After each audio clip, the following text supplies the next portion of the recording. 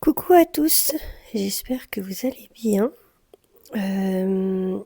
Donc là, on est vraiment dans la pleine saison hivernale. Il fait froid, il y a même de la neige. On a sorti les gros pulls, les grosses chaussettes, pour ceux qui sont vraiment très frileux. Donc, dans la région où je suis, en fait, en tout cas, je sens bien. Je suis dans la région d'Eure-et-Loir. C'est aussi souvent une saison qui a un fort impact sur le moral. Beaucoup, par exemple, font des dépressions hivernales ou une baisse de morale. Et on pourrait se poser la question pourquoi. Est-ce que c'est le manque de soleil, le manque de chaleur, le froid qui nous force à être plus chez soi, donc plus à l'intérieur de manière générale, donc en introspection, dans notre intériorité. Tout cela est cyclique, bien sûr. Donc, aujourd'hui, je vais vous parler de notre rapport au corps. Donc, bien sûr, ma question va être celle-ci. Quel rapport as-tu avec ton corps? Si bien sûr, le rapport au corps est lié à plusieurs branches de autres dimensions et autres. Vous allez voir après. Donc en premier, il faut savoir que ce qui rentre dans notre corps est avant tout un choix. Tout est toujours une question de choix. Je ne parle pas que de nourriture, ce que l'on s'autorise à laisser rentrer ou pas, de manière émotionnelle, physique et psychique. Ce que l'on retient, ce que l'on tient, ce à quoi on s'accroche, si ardemment. J'aborde la question de ce que nous ingérons physiquement, car cela nourrit non seulement notre corps, mais également notre sphère émotionnelle. Donc comment je me nourris? Comment je me nourris émotionnellement, psychiquement ou physiquement? Comment je le digère? Comment mon corps l'absorbe, l'assimile, le digère? Et puis ensuite, bien sûr, comment je le laisse sortir de mon corps? Tout ça, ça va avoir une signification et une symbolique. Donc je vais encore parler d'amour, encore et toujours. L'amour de l'autre, l'amour de soi. Toujours on va partir de l'amour de soi. D'un côté, nous sommes venus nous incarner sur cette terre pour l'expérimenter. Alors, pourquoi ne pas en parler ou le minimiser? Très souvent, je vois des gens qui ne sont pas totalement dans l'amour avec eux-mêmes, voire pas du tout, qui n'écoutent pas du tout leur corps. Et je suis une des premières des fois à qui ça arrive. Voilà. Je pourrais même dire qu'ils ont parfois un sentiment de dégoût envers eux-mêmes. Et ça, dans le rapport au corps, ça a vraiment une signification très très importante. C'est un sentiment très très fort, le dégoût. Donc c'est quelque chose, et c'est un sentiment que j'ai déjà connu il y a quelques années, bien avant de connaître la kinésiologie et d'être kinésiologue. Et donc forcément, quand j'ai fait ma formation, c'est ressorti. Je me rappelle lors d'une séance que j'ai reçue, on fait des allers-retours, et ma collègue m'a dit je tombe sur l'émotion dégoût. Je comprends pas, mais est-ce que toi ça te parle? Et moi j'ai un petit sourire en coin de lèvres parce que je savais qu'au fond de moi, ce qui venait de sortir, c'était quelque chose qui jouait depuis très longtemps. Donc là, elle avait touché le truc qu'il fallait, exactement là où il fallait. Donc à ce moment, je lui dis bah oui, ça me parle. Elle me dit ah bon? Mais toi avec toi? Et je lui dis bah oui, oui, oui. En fait, elle semblait tellement surprise parce que c'est peut-être pas la chose. Peut-être est-ce qu'elle avait jamais ressenti ça ou autre? Des fois, on est un peu dans le déni de soi. C'est pas trop, on ne veut pas l'entendre, on ne veut pas le voir. Ok. Alors, est-ce que autrement, elle pensait que j'étais pas capable de ressentir ça avec moi-même? Mais bon. Et donc, je lui dis oui. Quand je me regarde dans le miroir, je me dégoûte. Je n'aime pas la même personne que je suis, je n'aime pas la personne que je vois dans le miroir. Bon, elle était un peu choquée. Et bon, après, comment dire, après, elle a mieux compris ce qui se jouait après et pourquoi. Donc,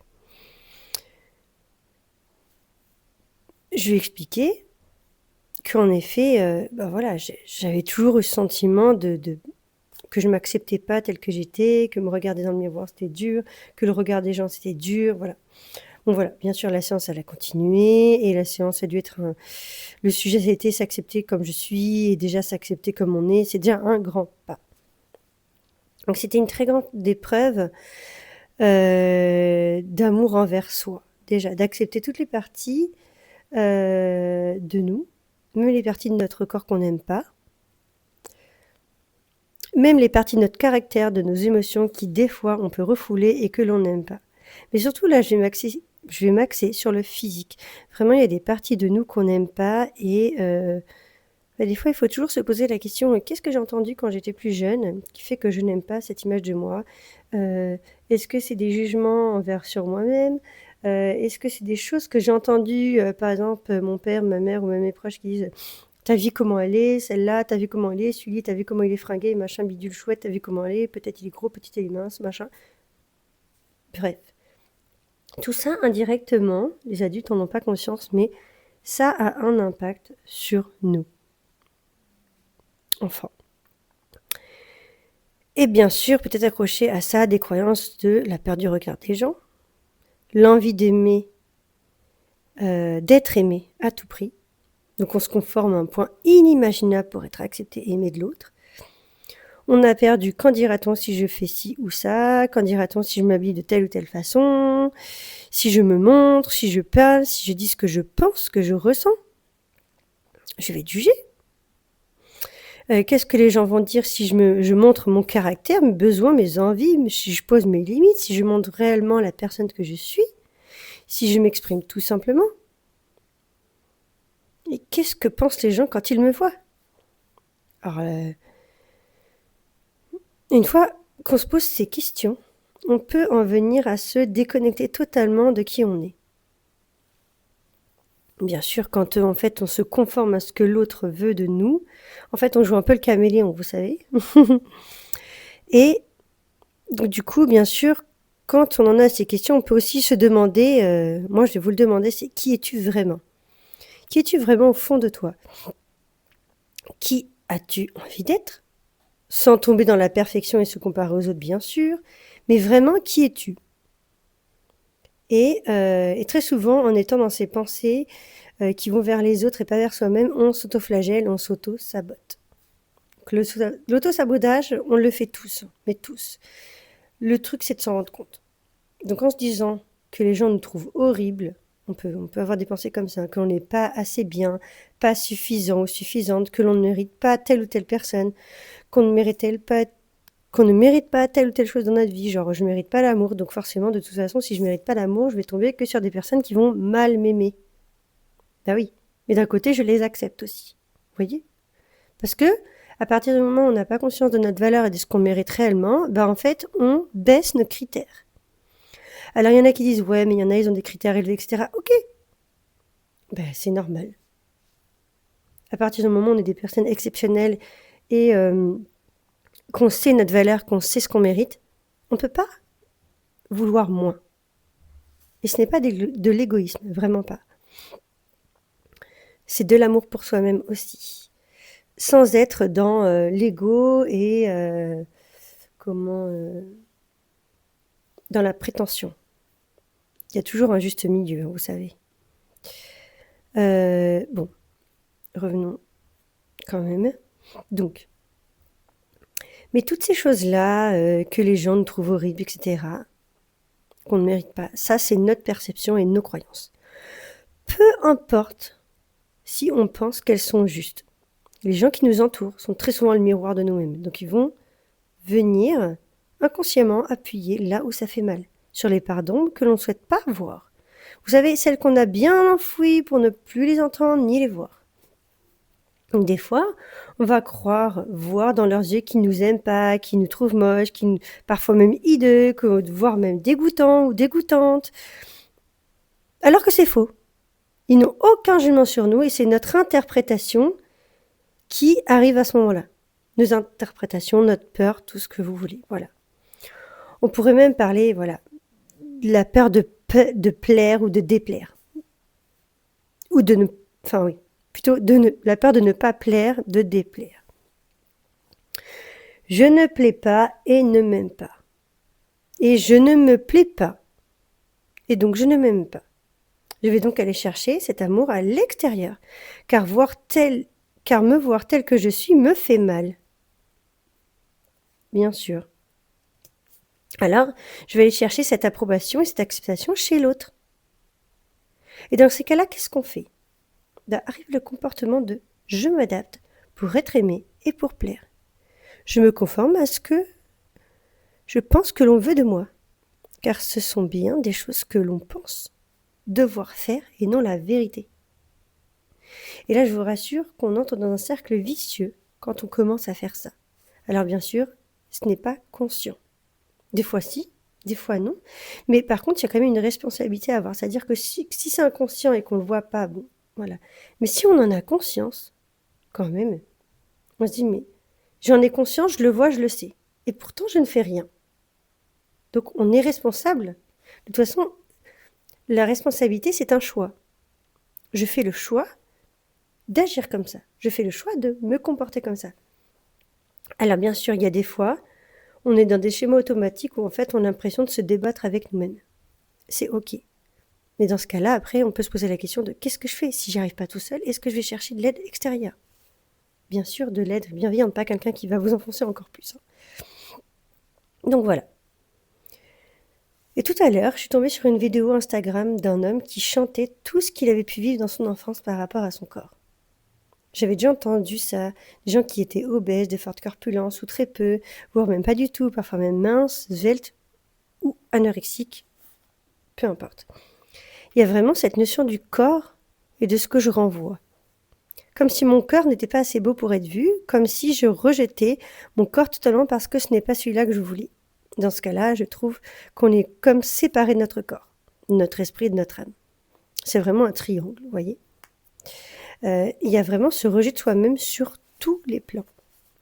Et si on va un peu plus dans la spiritualité et sur l'incarnation en parlant de l'âme et du choix de l'âme, on peut se poser la question, mais pourquoi j'ai choisi ce corps? Eh bien, j'ai peut-être une partie de réponse pour vous. Vous avez choisi ce corps pour expérimenter, pour apprendre, pour conscientiser des leçons. Car au-delà de votre corps, au-delà qu'en fait il soit votre moyen de transport sur Terre, il va vous permettre de vivre, de ressentir ce qu'en étant âme désincarnée, vous ne pourriez pas forcément ressentir ou vivre tout ça. Vous allez expérimenter, pouvoir marcher, aller en forêt, toucher, ressentir, manger. Vous voyez, toutes ces petites choses-là, en fait, c'est grâce à votre corps que vous allez pouvoir les faire. Donc bien sûr, je pars sur le côté vraiment spirituel et ésotérique de la chose. Je préfère vous dire que c'est OK que vous n'adhériez pas à ce que je dis. Chacun a ses valeurs et ses croyances, et je respecte tout à fait cela. Malgré tout, il y a là un message caché. Mais pour être plus pragmatique et terre à terre, vous avez besoin de votre corps pour vivre et ressentir. Sans lui, vous n'existeriez pas dans la matière, sur cette terre. C'est pour ça que souvent je dis prenez soin de votre corps. Je me le dis aussi à moi-même. Ne vous inquiétez pas, voilà. Ce que les gens vous disent, c'est bien aussi qu'ils se le disent à eux-mêmes, bien sûr. Hein. Et donc, bien sûr, et là va arriver la question, mais comment je fais? La seconde, comment je me nourris? Et pour finir par, et comment je décide de me nourrir? Est-ce que je décide de me nourrir de mauvaise alimentation qui n'est pas saine pour moi? Et de ne pas prendre soin de moi, dans ce cas-là, après, il y a les conséquences où potentiellement, des fois, j'ai mal au ventre, peut-être de la prise de poids, je me trouve...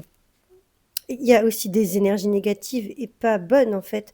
Je me nourris pas bien. On va dire, je me nourris de la mauvaise façon pour mon corps, parce que chaque personne a des façons différentes de se nourrir, c'est OK. Et peut-être certains, ça leur convient. Mais la nourriture, c'est aussi notre nourriture émotionnelle, mais notre nourriture énergétique. Et donc, ce que vous ingurgitez va avoir un impact sur toutes les dimensions de votre corps.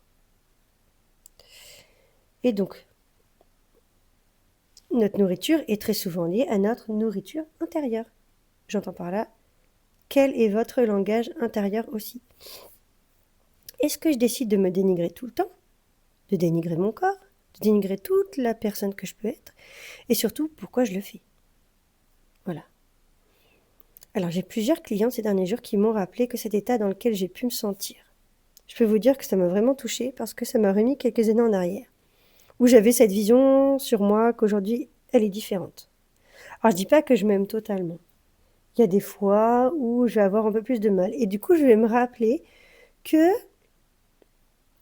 mais c'est pas que le corps qui compte, c'est ce que je suis aussi à l'intérieur. Parce que le corps, oui, il y a le corps, je dois prendre soin de mon corps, etc., machin bidule, mais aussi ce que je suis à l'intérieur. Et c'est tout aussi important, voire plus. D'ailleurs, souvent dans les relations amicales, amoureuses ou peu importe, ce qui va vraiment être important, ça va être...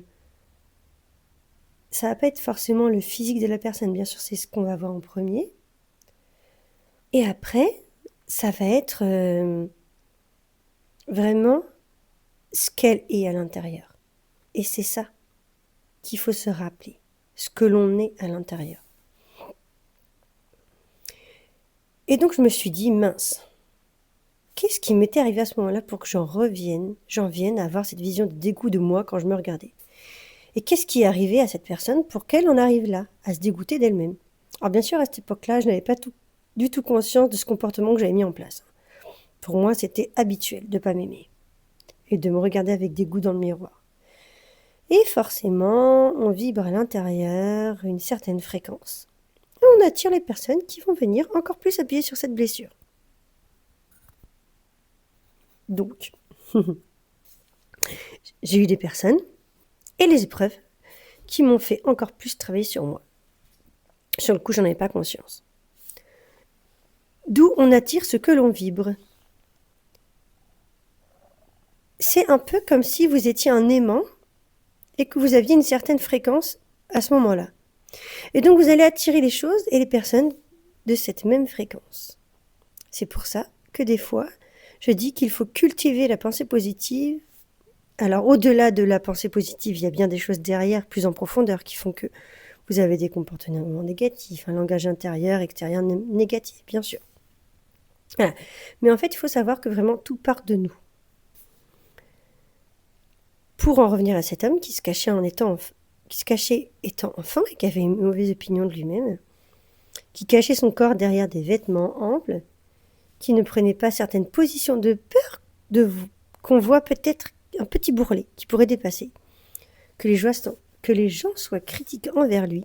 Je me suis dit, la personne a même pensé à ne pas se mettre dans certaines positions et à faire certaines choses, à ne pas porter telle ou telle chose pour protéger son corps de la vue des autres, pour se cacher, pour fuir le regard des autres, et indirectement, si on fuit les autres, on se fuit soi-même. Alors sachez bien une chose, c'est que quand les gens ont un certain comportement avec vous et que cela vous dérange, c'est souvent très en miroir avec vous-même. Je dirais même à 90%, voire si pas 99%. Parce que ça va venir réveiller quelque chose chez vous et toucher quelque chose en profondeur. Et plus ça va réveiller fort quelque chose chez vous, et plus ça va toucher, et ça veut dire que ça va entrer en résonance. Donc du coup, forcément, ça veut dire qu'il y a quelque chose. Si ça vient réveiller chez vous, ça touche rien, en fait, c'est que vous êtes neutre et que c'est ok. Et après, ne dire que ça touche rien chez vous, alors qu'en fait, finalement, c'est faux, vous êtes dans le déni. Clairement, vous êtes dans le déni. Ça arrive à tout le monde. Hein. Mais juste, faut accepter que des fois, on est dans le déni, et dans ce cas-là, on ne peut pas être dans le déni toujours, hein, parce que de toute façon, ce qu'on fuit nous poursuit, hein, clairement. Tant que vous n'aurez pas appris, vous répéterez les mêmes schémas. De manière différente ou pas, hein, toujours pareil. Ça va revenir. Les relations, avec vous-même, avec les autres, peu importe quelle relation, ça va revenir tout le temps. Et tant que vous n'aurez pas agi différemment, comme j'aime bien dire switcher, ça va revenir. C'est la leçon qui n'est pas apprise. Même quand la leçon elle est comprise, la vie elle va quand même revenir vous servir un petit peu ce petit truc pour voir si vraiment vous en voulez pas un peu. Et pour être sûr, vous voyez. Alors, comment sortir de ces comportements et de ce cercle vicieux? Tout d'abord, se demander, et là je vais encore faire appel à votre intelligence émotionnelle bien sûr, parce que mon but en faisant ces podcasts, c'est de vous aider à cultiver cette intelligence émotionnelle. d'abord se demander qu'est-ce qui s'est passé dans mon enfance pour que je me sente dans des comportements de ressentiment et de dégoût envers moi-même. Quel était mon entourage? Comment se comportait-il avec moi? Quel langage avait-il avec moi? Est-ce que c'était un entourage aimant ou valorisant? Ou est-ce que c'était un entourage qui répondait et comblait l'amour dont j'avais besoin? Est-ce que l'on me poussait à avoir confiance en moi? Ou pas du tout? On était plutôt critique, genre tu vas pas y arriver, etc. Ou est-ce que mon entourage avait confiance? Est-ce que mon entourage avait confiance en lui-même? Parce que il y a aussi cet effet miroir de si vous ne voyez pas votre enfant, votre parent, votre entourage avoir confiance, ça va avoir un impact sur vous. Donc je vous pose ces questions car il faut savoir que enfant, nous avons besoin que nos parents et notre entourage, mais surtout nos parents, remplissent ce réservoir d'amour parce que l'on ne sait pas encore le faire. Alors, j'entends parents par personne d'attachement parce que, bien sûr, il y a des gens, ils n'ont pas eu de parents, ils ont eu des grands-parents ou ils étaient adoptés, peu importe qui, ou élevés par les grands-parents, par les cousines, les oncles, les tantes et tout, parce que les parents n'étaient pas là, pas disponibles, peu importe. Voilà. Mais vraiment, je vais parler de personnes d'attachement. Et donc, se poser la question, comment ils se comportaient et quel impact ça peut avoir eu sur moi. Parce que ce que j'ai vu, je vais avoir tendance à le répéter et à agir pareil. Et c'est à travers le regard de nos parents, personnes d'attachement, leurs paroles, leurs actes, que nous avons, nous, que nous allons nous remplir d'amour, cultiver cette estime de soi, avoir cette confiance en soi plus tard. L'enfant que vous étiez fait aujourd'hui l'adulte que vous êtes aujourd'hui. C'est pour ça que souvent, j'aime bien accompagner les enfants parce que ce sont les adultes de demain.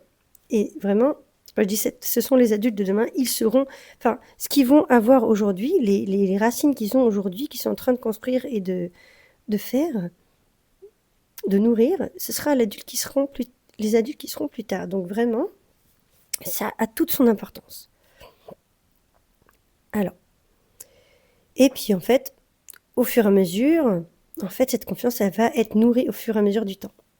Donc le fait que nos parents, notre personne de confiance et notre entourage se sentent bien dans leur peau va avoir un réel impact aussi. Alors je n'insurge et n'accuse personne bien sûr. Nos parents, nos personnes d'attachement ont fait comme ils pouvaient avec leur passé et qu'ils ont appris et gardé. Et on est aussi, il y a une petite chose sur la loyauté familiale. Et ça, c'est un autre sujet, mais il y a beaucoup de choses sur la loyauté familiale. Alors je ne dis pas que tout cela excuse leur comportement et leurs paroles désobligeantes, voire peut-être blessantes et critiques, mais cela permet de comprendre un peu mieux et de tendre vers un pardon. Alors, je rappelle que le pardon, ce n'est pas accepter, mais laisser le passé où il est et arrêter de le traîner comme un boulet en fait. C'est vraiment ça. Parce que on pourrait se dire oui, moi j'ai pardonné, etc. Non. Pardonner, c'est pas oublier. Hein. Et accepter, ce n'est pas oublier non plus. Le pardon, c'est vraiment comme si en fait, déjà vous pardonnez à vous-même, parce qu'en fait, vous n'avez plus envie de porter ce poids qui ne vous appartient pas. La personne qui vous a peut-être blessé, ou peut-être que vous-même vous êtes blessé, parce que des fois on a du mal à se pardonner aussi, vous avez besoin de vous pardonner et de pardonner à l'autre pour trouver la paix. C'est au passé. Ça reste au passé. Nul besoin de le traîner. Nul besoin de le traîner. Si vous n'arrivez pas à pardonner, ben, c'est pas grave. Ça veut simplement dire que vous n'arrivez pas à passer à autre chose. Alors, quand on pardonne, il est nulle question d'accepter ce que l'autre a fait, parce que des fois c'est inacceptable et jamais on pourra accepter ça. C'est ok, tu m'as fait ça, c'est inacceptable.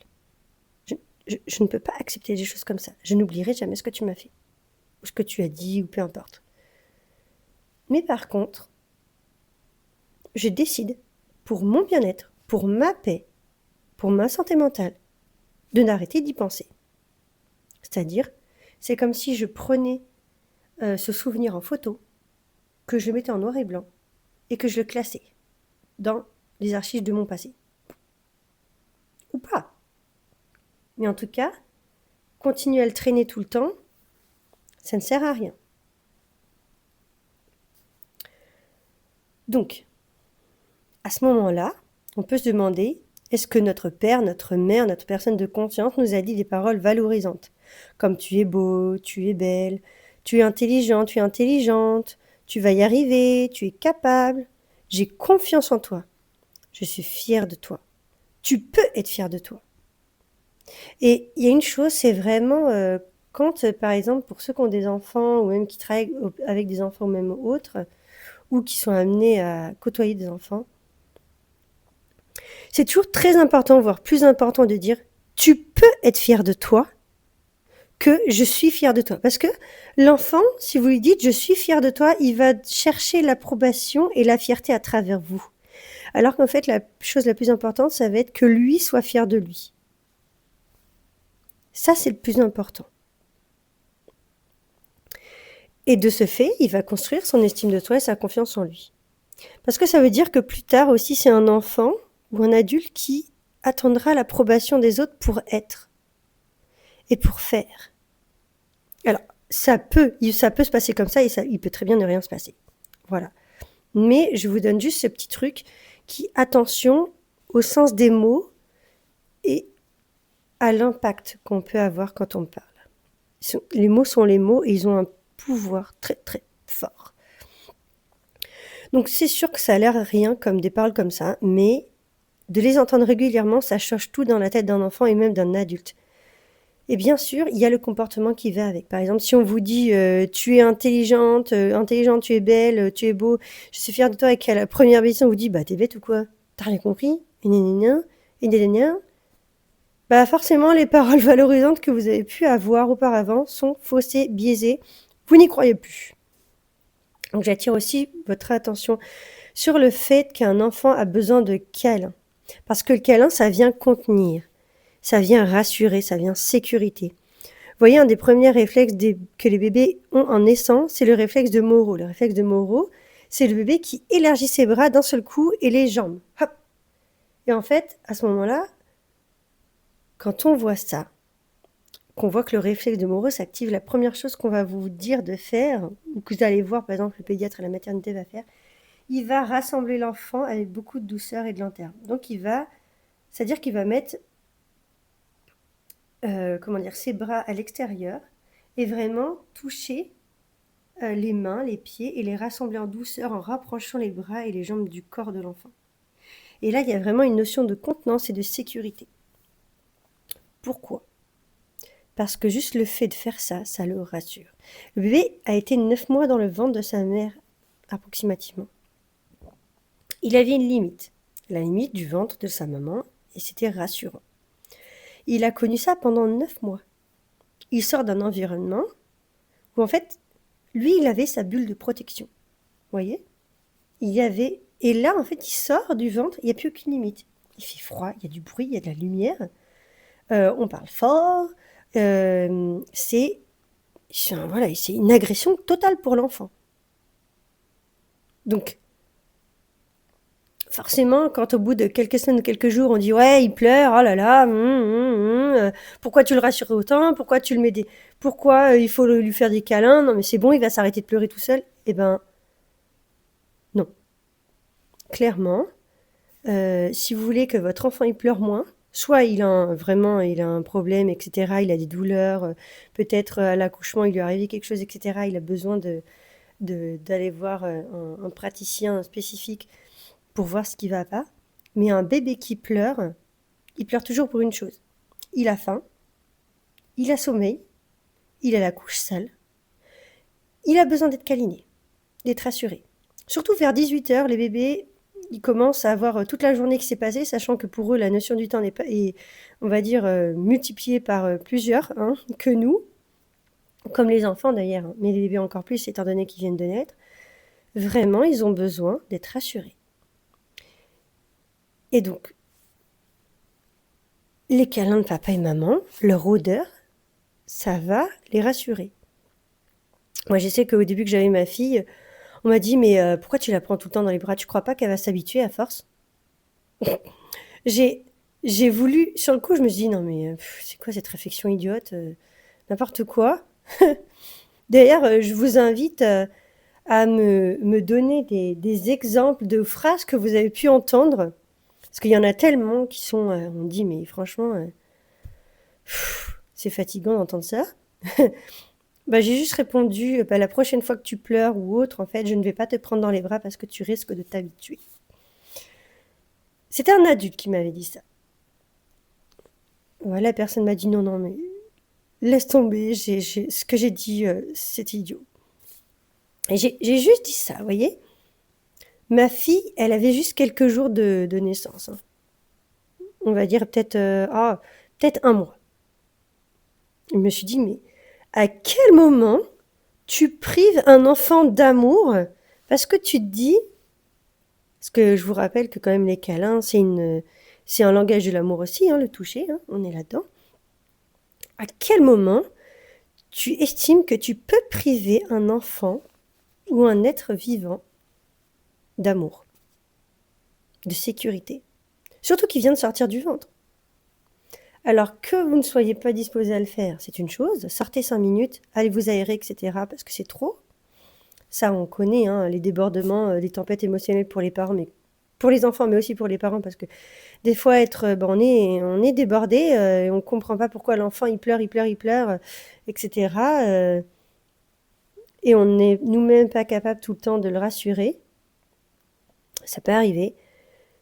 Je vous invite vraiment à faire, et c'est ce que je disais en tant qu'auxiliaire de puériculture aux parents, je leur ai dit, quand vraiment vous sentez que c'est trop pour vous, que votre enfant il pleure, mieux vaut poser votre bébé en sécurité dans son lit, sortir 5 minutes. Mais genre, vous partez pas de la maison, genre vous allez dans le jardin, vous ouvrez la fenêtre si vous n'avez pas de jardin, vous allez sur le balcon, peu importe.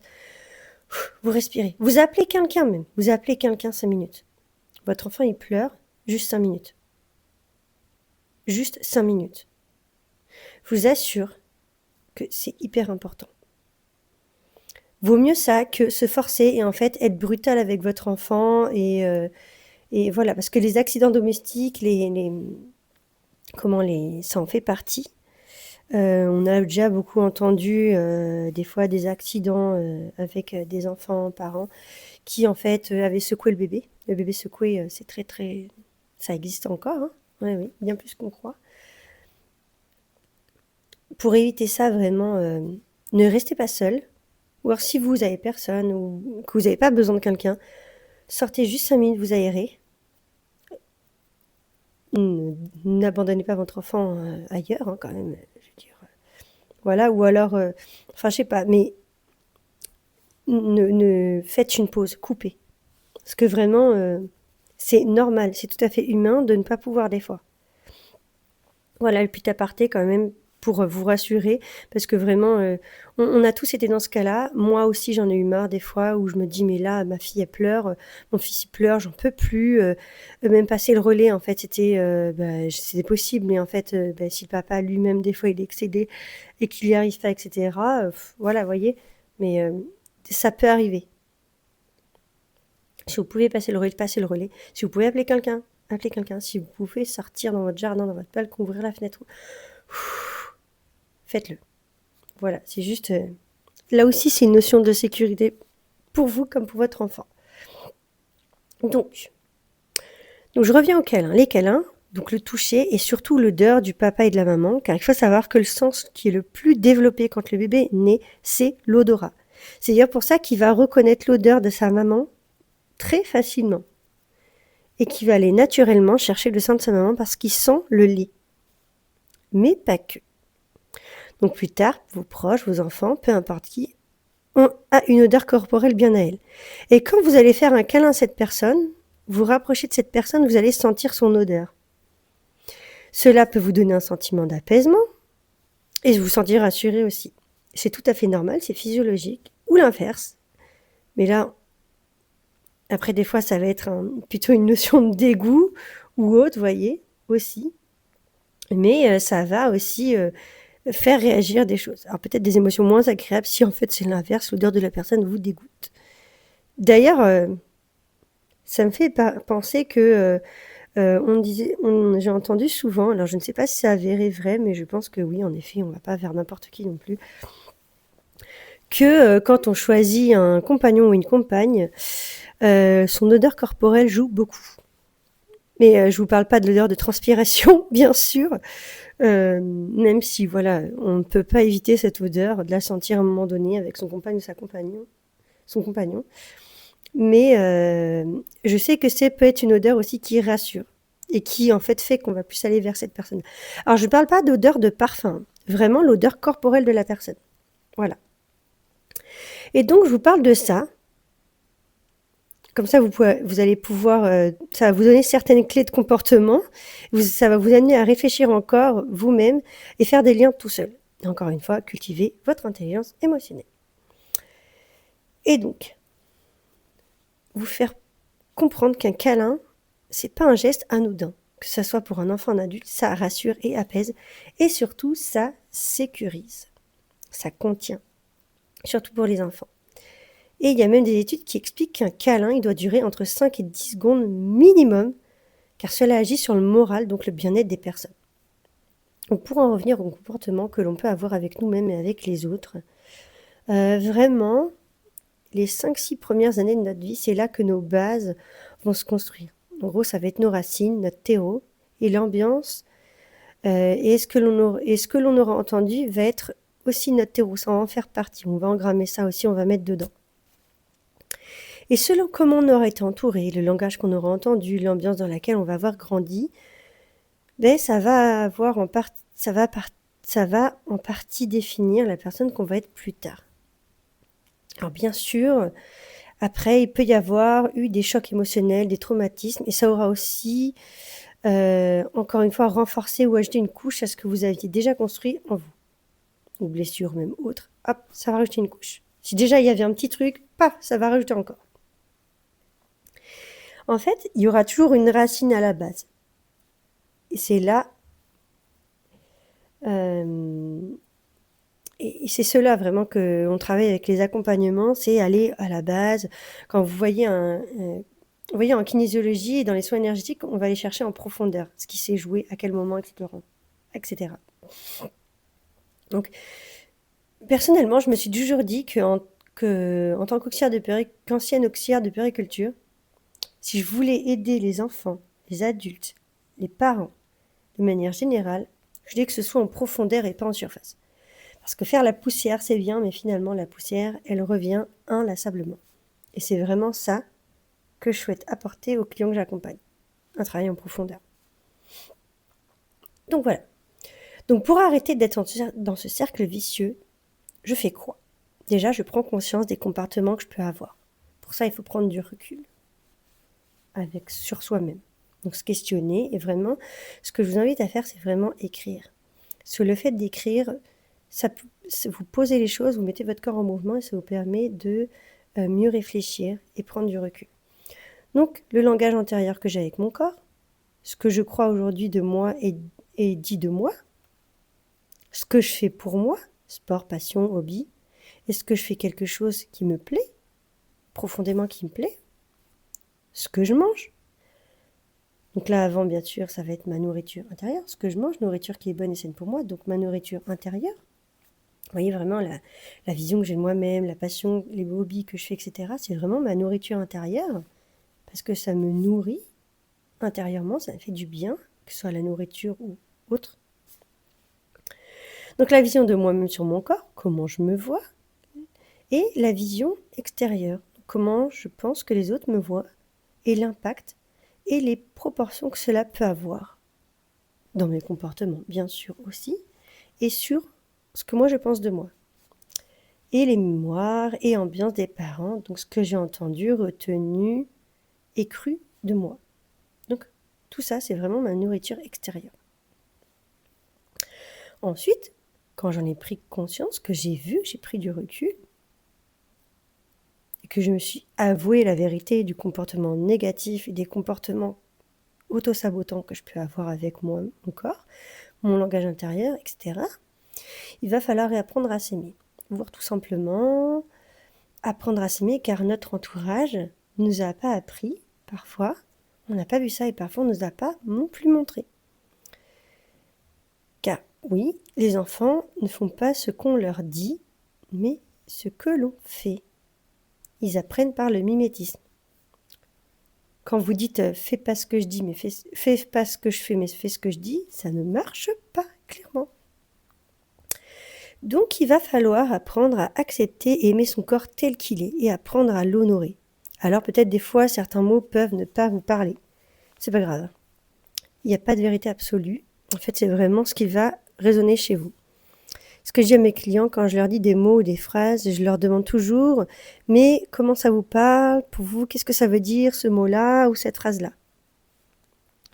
Pour moi, en fait, moi j'ai ma vision des choses, ma vérité, et vous avez votre vision des choses, votre vérité, votre façon de comprendre telle ou telle chose, et tout est juste. Et comme je dis souvent, il n'y a pas de bonne ou mauvaise réponse, il n'y a que votre réponse qui compte à vous, parce qu'en fait, c'est vous, à l'intérieur de vous. Vous savez comment vous le sentez. Par exemple, un mot va avoir une signification pour moi, et un mot va avoir une signification autre pour quelqu'un d'autre. Et c'est OK. Même si je suis très très à cheval sur les mots, c'est OK. Donc, en plus, je voulais vraiment axer ce podcast sur le rapport au corps pour vous donner quelques clés pour vous aider. Donc on ne peut pas prétendre aimer son corps et avoir peur des gens, du regard des gens en se cachant. Je ne porte pas tel ou tel vêtement car on voit mes formes. Bon. Ça veut dire que toute notre vie, on va vouloir essayer d'être aimé et accepté des autres en se cachant, en n'étant pas vraiment nous-mêmes. Car ne pas montrer son corps, c'est ne pas se montrer tel que l'on est. Et là, on va toucher un autre plan de l'acceptation de soi. Alors, on peut s'accrocher à ce sentiment de honte, de ne pas être à la hauteur, suffisant, suffisante, pour que l'autre nous aime. Cela, en fait, c'est en vain et illusoire, car les gens nous renvoient notre propre reflet. Simplement, la chose vraiment qu'il va falloir travailler, c'est d'apprendre à s'accepter tel que l'on est. Et à travers ça, on travaille la confiance en soi et l'estime de soi. Alors, par quoi on commence? Déjà le rapport à son corps, mettre des vêtements qui nous plaisent et nous mettent en valeur. Et je ne parle pas de ce que les gens vont nous dire par la suite. Ta robe te va bien, cette chemise te va bien. Alors que vous n'aimez pas. Des fois, on n'aime pas du tout et on dit, mais attends, moi, j'aime pas ce vêtement, tu me dis qu'il va super bien, mais en fait, ce qui va être principal, c'est vous. Si vous aimez cette robe, si vous aimez cette chemise, ça va juste renforcer le fait qu'elle vous va vraiment bien et que vous l'aimez. Mais j'insiste vraiment sur le fait de porter quelque chose qui vous plaît. Et bien sûr, après en soi, s'enchaînent d'autres choses derrière. Je porte ce que je plais, je fais ce qui me plaît aussi dans ma vie, voilà. Encore une fois, on en revient à une question de choix. Et j'insiste surtout sur le fait que tout part de ça, du choix. Peu importe si les gens, ils aiment ou pas. Il y aura toujours des gens qui nous diront quelque chose et qui auront un avis positif ou négatif. Ne gardons autour de nous que les gens qui ont des avis positifs. Parce qu'on a besoin de positif pour se nourrir. Nous avons foncièrement besoin de personnes qui sont positives et qui ont des bonnes énergies autour de nous. Alors ensuite, bien sûr, il y a le langage que vous avez à voir quand vous vous regardez dans le miroir et même de manière générale. Donc parlez-vous avec beaucoup de bienveillance et d'indulgence. Le langage des mots que vous utilisez pour vous-même est d'une très grande importance parce que ça a vraiment une certaine fréquence vibratoire. Demandez-vous si vous oseriez parler à quelqu'un d'autre de la même manière. Si oui, je vous conseille fortement de revoir la notion de respect et vos paroles qui pourraient fortement influencer les gens. On ne peut pas se dire que l'on dit simplement ce que l'on pense sans y mettre une certaine réserve et limite, sans se préoccuper du bien-être des autres, et ensuite ne pas en subir des conséquences, c'est sûr. Donc, déjà, la réponse, normalement, si vous oseriez parler à quelqu'un d'autre de la même manière, normalement on dit, bah non, tu te rends compte, et bah alors, regarde-toi dans le miroir et dis-toi vraiment les choses, je suis sûre que tu n'y arriveras pas. Ensuite, comment je me nourris? Comment je me nourris émotionnellement et physiquement? Parce que la façon dont je me nourris physiquement est reliée à comment je me nourris émotionnellement. Donc par exemple, si vous vous nourrissez de telle ou telle façon, etc., voilà, ça donne des indications. comment je me respecte, comment je m'écoute et respecte mes besoins. Si je respecte mon besoin de me nourrir quand j'en ressens le besoin, si je me nourris de choses saines pour mon corps, de ce que j'ai besoin réellement, si je me nourris tout le temps de fast-food, est-ce que je me respecte? Est-ce que je ne suis pas en train de me détruire avec des choses qu'au final mon corps a du mal à digérer et va stocker? Le but du corps est de stocker ce dont on a vraiment besoin. Sauf que si par exemple vous lui donnez que du gras, que du sucre, alors qu'il souhaite des protéines et des vitamines, qu'est-ce qu'il va faire? Il va stocker mais autrement.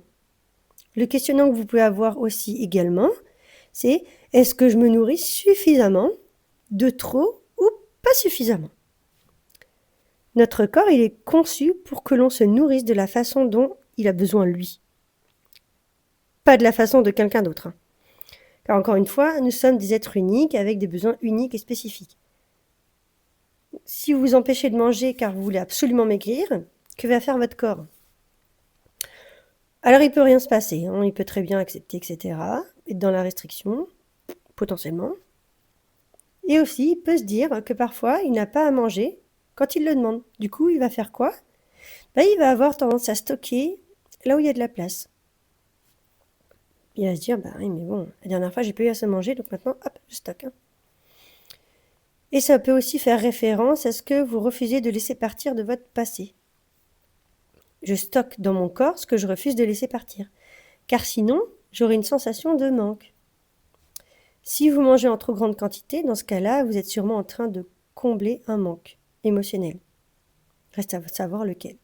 Alors, je donne des exemples, ça ne veut pas dire que c'est ça forcément, d'accord? Parce que derrière ça, peut y avoir plein d'autres raisons pour lesquelles vous mangez en grande quantité. Est-ce que vous êtes habitué? Est-ce que potentiellement c'est une loyauté familiale de dans la famille on mange bien, c'est comme ça, pour être en bonne santé? C'est une valeur que vous pensez, enfin une loyauté familiale envers votre famille, que vous avez entendu ça, et puis pour ressembler, pour rentrer dans le clan, c'est ça? Voyez? Enfin, et inversement, moins manger, etc. Enfin, voyez? Je donne vraiment juste quelques exemples, car on peut en avoir plein d'autres. Donc certains s'associent à des troubles du comportement alimentaire.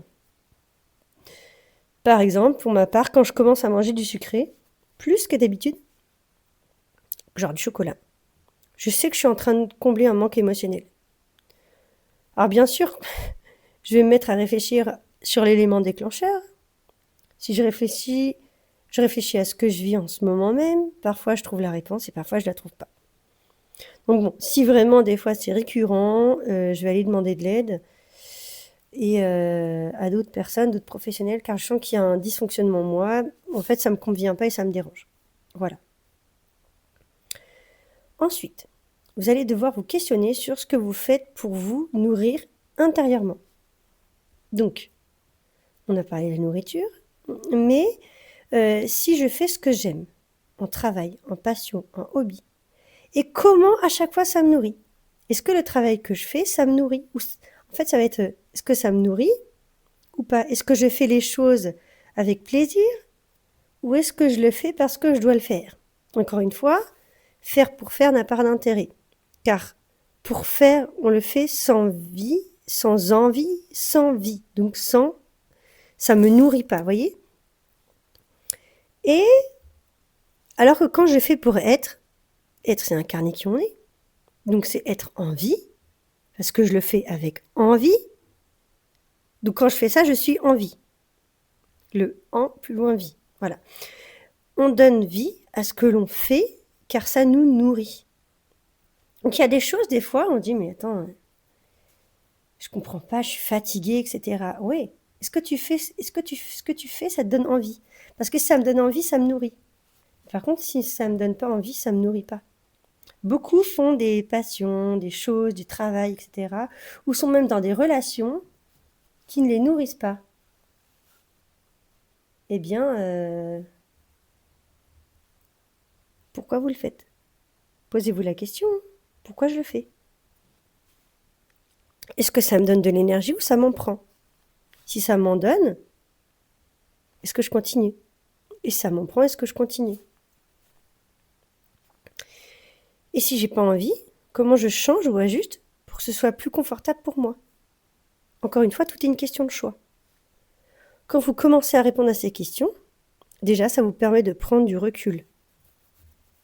Alors, quand bien même vous répondez à ces questions et que vous en avez conscience, ce qui va changer la donne, c'est qu'est-ce que vous allez mettre en place? Si vous avez conscience et que vous ne faites rien, dans ce cas-là, vous ne vous respectez pas. Vous ne respectez pas vos besoins, vos limites et vraiment ce que vous avez besoin.